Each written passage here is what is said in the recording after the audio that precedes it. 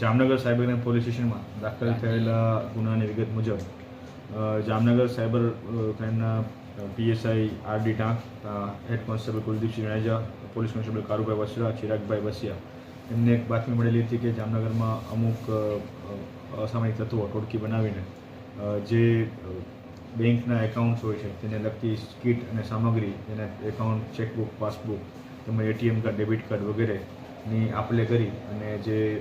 ખાતા હોય છે બેંક એકાઉન્ટના ડિટેલ્સ એને કમિશનથી અલગ અલગ માણસો માટે જે સાયબર ફ્રોડના અથવા તો કોઈ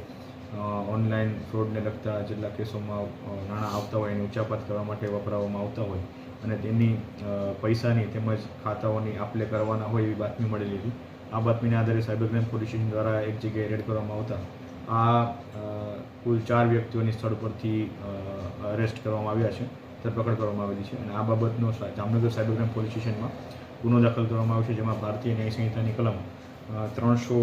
318(4) અને 61(2) તેમજ આઈટી એક્ટની 66D મુજબ ગુનો દાખલ કરવામાં આવેલો છે. જે પકડાયેલા આરોપીઓ છે તેમના નામ હરદેવસિંહ લખુભા કેર,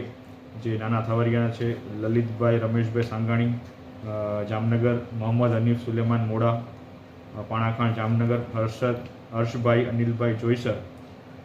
જામનગર, આ 4 આરોપીઓને પકડી પાડવામાં આવેલા છે. તેમજ આમાં એક વ્યક્તિ જે આ લોકો સાથે સંપર્કમાં હોય અને આમને ગાઈડ કરતા હોય એવા એક વ્યક્તિ જેનું નામ રાજ ચંપાવત છે, મૂળ રાજસ્થાનના છે, તેમની આરોપીને અટક કરવાની બાકી છે. આ 4 આરોપીઓ પાસેથી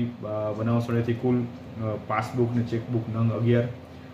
જે ડેબિટ કાર્ડ્સ ને એટીએમ કાર્ડ છે તે 9, મોબાઈલ 4 અને કુલ 5 લાખ રૂપિયા રોકડા કેશ મળી આવેલ છે અને આ બાબતની આગળની તપાસ હાલ સાયબર ક્રાઇમ પોલીસ સ્ટેશન દ્વારા કરવામાં આવી રહી છે. એ બાબતની તપાસ કરવાની બાકી છે કે આ લોકો અગાઉ ક્યાં ક્યાં આવી રીતના ગુનાઓ અથવા તો બીજા એકાઉન્ટ્સ આવી રીતના કોઈ ભાડે આપેલા છે કે